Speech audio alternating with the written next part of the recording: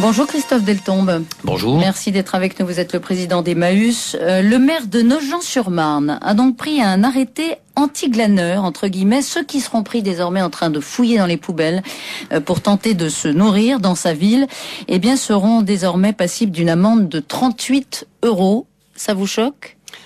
Ça me renvoie d'abord à une affaire historique. On prête à Marie-Antoinette une formule face au peuple de Paris qui crevait la faim et qui disait qu'il n'avait pas de pain. Marie-Antoinette lui aurait répondu au peuple de Paris, s'ils n'ont pas de pain, ils n'ont qu'à manger des brioches. Ça m'inspire à peu près la même chose, c'est-à-dire que quelqu'un qui, semble-t-il, est complètement à côté de la plaque et qui n'a pas compris quel est aujourd'hui le problème qui est posé à des gens qui sont en fin de mois, sans aucune ressource et dans l'obligation d'aller glaner. C'est-à-dire tout simplement de chercher leur nourriture. C'est légal de glaner ? On a le droit de glaner ? On peut glaner, on peut tout à fait glaner, on peut ramasser, et on en voit de plus en plus d'ailleurs sur les marchés, ramasser effectivement les fruits qui sont un peu avariés, mais que les gens vont ramasser. Puis je vais vous dire, il y a tout simplement une obligation de nécessité. Il y a dans le code civil, simplement cette situation, la loi de bien sûr, là, on est dans cette situation-là. Et donc, bien évidemment, il faut bien que ces personnes puissent se nourrir. Le glanage, vous dites, c'est ramasser les nourritures sur les marchés, ça existe depuis le Moyen-Âge. Là, ce sont des gens qui ouvrent des poubelles municipales ou de particuliers et qui vont fouiller à l'intérieur. Je vous repose la question, il n'y a rien d'illégal à cela. Ça me renvoie à une autre chose. Il est évident que si l'abbé Pierre vivait encore et qu'il avait monté Emmaüs à l'époque, il aurait évidemment été sanctionné par cette amende. Pourquoi ? Parce que c'est le principe même d'Emmaüs. Les chiffonniers d'Emmaüs, les c'était ça. chiffonniers ont commencé par les poubelles.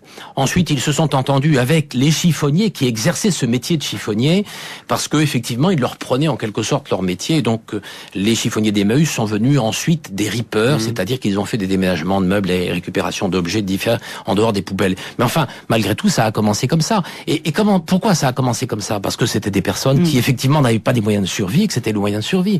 Il faut aussi entendre évidemment les arguments de ceux qui ont décidé cela, et en particulier le maire. Il dit il y a un problème d'esthétique, c'est partagé par certains administrés d'ailleurs. Il y a un problème d'esthétique en fouillant dans les poubelles, on en met partout, donc ça jonche les trottoirs, ça peut créer des problèmes d'insécurité. On les vend entre les sacs. Et puis, deuxième question, je vous laisse déjà répondre à cette question d'esthétique. Ça peut vous paraître décalé, c'est ce qu'il dit. Oui, c'est vraiment très décalé parce que plutôt que de se poser des questions d'esthétique, et effectivement, on devrait plutôt se poser la question de savoir pourquoi on a des personnes qui sont dans cette situation extrême d'aller fouiller dans les poubelles. Peut-être qu'il devrait s'interroger sur le fonctionnement des activités sociales dans sa municipalité.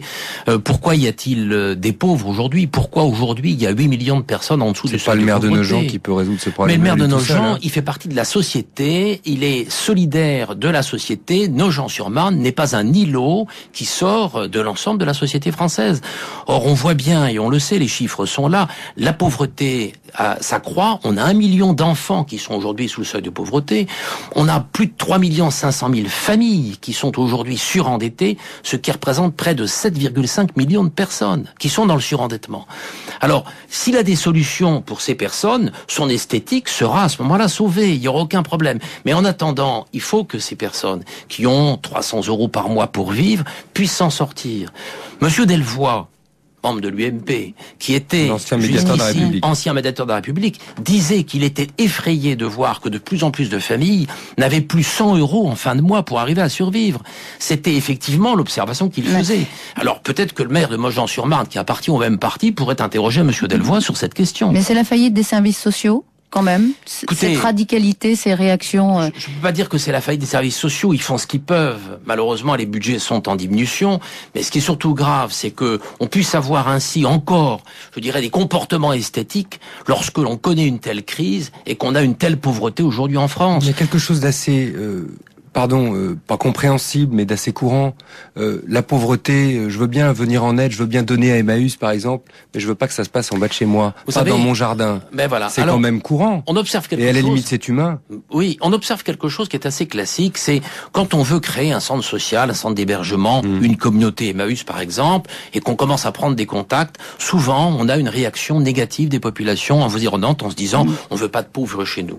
Puis finalement, la plupart du temps, pour ne pas dire à chaque fois, quand on crée ces centres, on s'aperçoit que finalement, ça pose pas de problème. Et au contraire, il y a finalement de la part de ces populations qui commencent à comprendre non seulement un bon accueil, mais aussi des solidarités qui se mettent en place. C'est ça qui est important. Ouais. Je crois qu'il faut comprendre ce sens. La solidarité passe avant l'esthétique. Alors, il y a de plus en plus de pauvres. Il n'est pas le premier maire à prendre cet arrêté municipal. C'était passé aussi à la Madeleine dans le Nord.